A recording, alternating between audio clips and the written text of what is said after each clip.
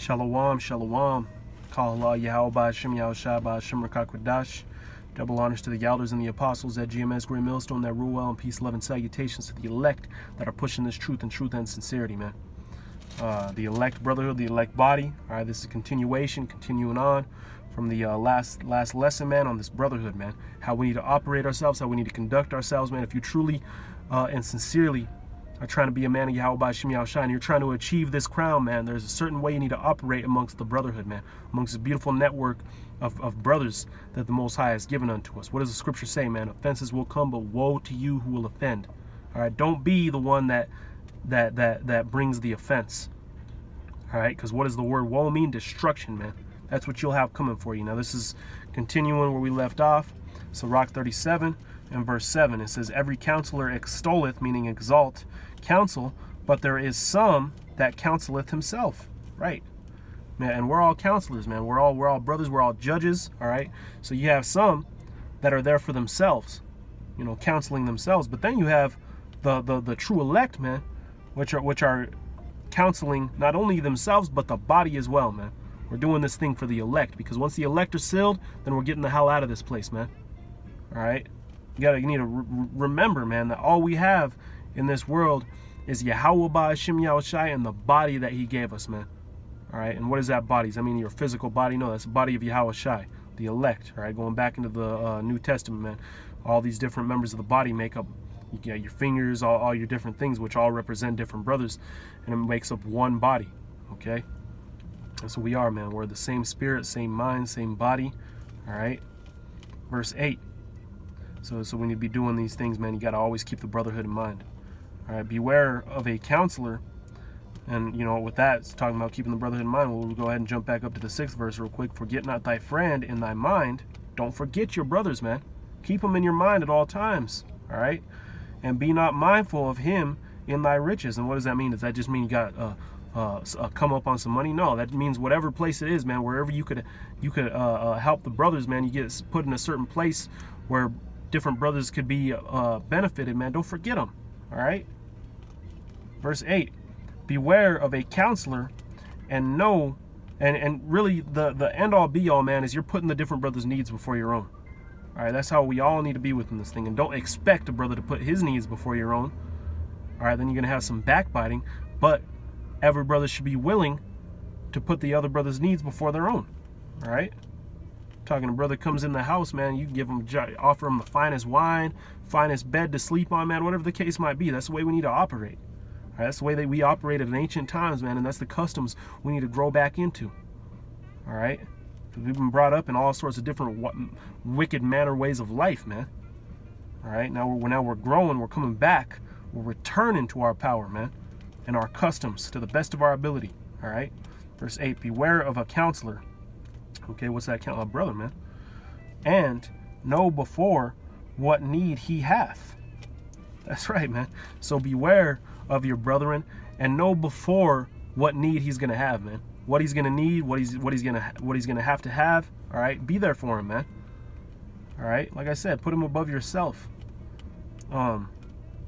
It says, for he will counsel for himself, lest he cast a lot upon thee. So then you got you know, these Judas individuals who really never are brothers and never were brothers. But, you know, does this mean we go pointing the finger? Well, how many times did Yahushua jump on Judas? He never did, man. Because you got to let the Spirit work these things out. All right, like I said in one of the previous videos of this series, you know, I was playing that game called The Resistance. You know, it's a pretty fun board game, man. You have 2 spies, and then you have, how many people? You have 10 people playing. The rest of them are the resistance. Okay, now those 2 spies are crept in unawares. You don't know who the spies are, and they're trying to get you to fall. But most of the time, the way you fall is because you're accusing one another.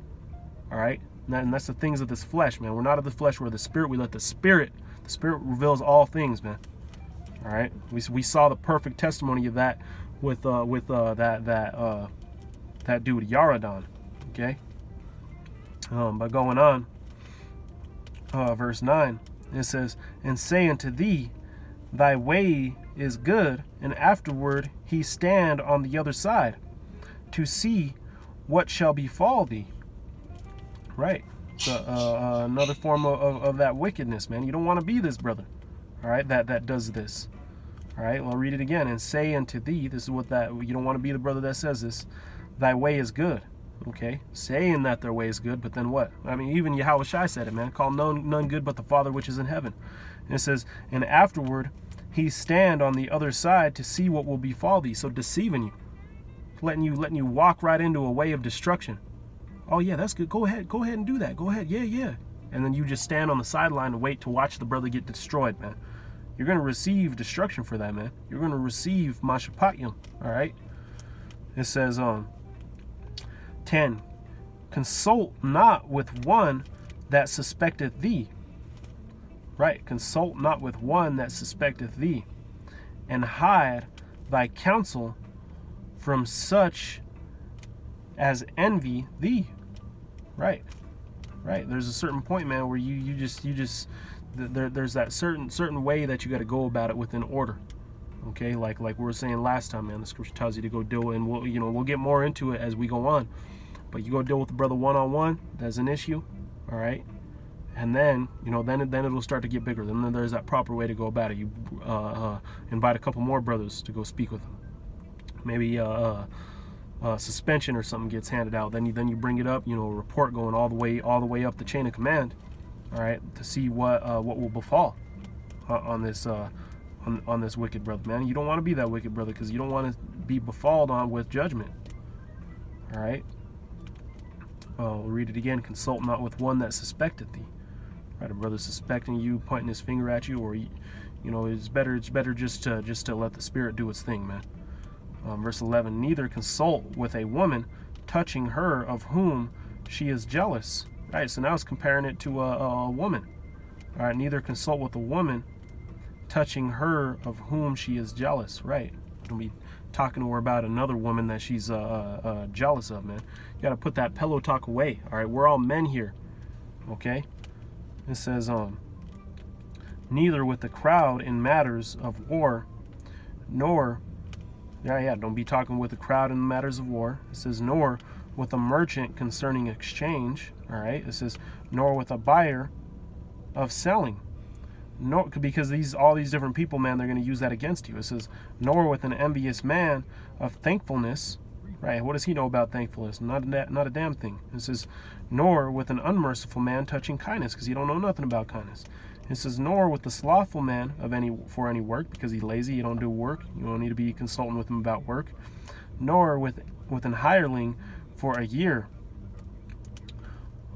Or so not with somebody who just got hired about a year's experience of finishing work. It says nor, or Salakia, a hireling of a year. He's only been working for a year, and you don't be talking to him about finished work because he don't know nothing about it yet. It says nor with any idle servant for much busyness, hearken not unto these in any manner of counsel. So it's comparing it, man.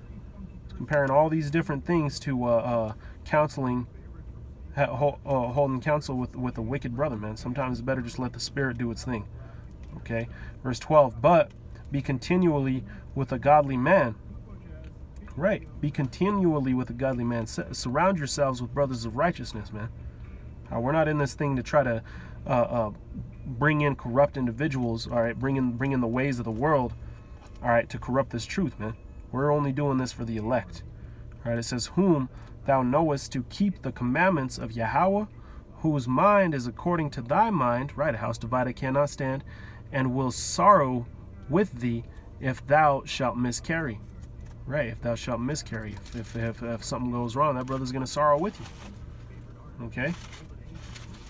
Now, let's go ahead. Let's jump on to the next precept here, which is chapter 40 and verse 21. It reads, Sirach 40 and 21, the pipe and the psaltery make sweet melodies, right? Two different instruments. It says, but a pleasant tongue is above them both. And that's how you need to be, man. You need to deal with the brothers pleasantly. You don't want to be the individual who brought offense. You want to be the other one that was building the brotherhood up. All right. Verse 25. Gold and silver make the foot stand sure, but counsel, all right, but counsel is esteemed above them both, above both gold and silver, man. We're here to build each other up, and you know it's going to take counsel, man. Sometimes it's going to take some bitter counsel. Sometimes it's going to take some sweet counsel. All right, you're gonna, but you're gonna have to endure through it if you want to achieve that crown. All right, prepare your mind for these things, man. Prepare your mind for it. Let's see here. Go to chapter 41 and verse 21.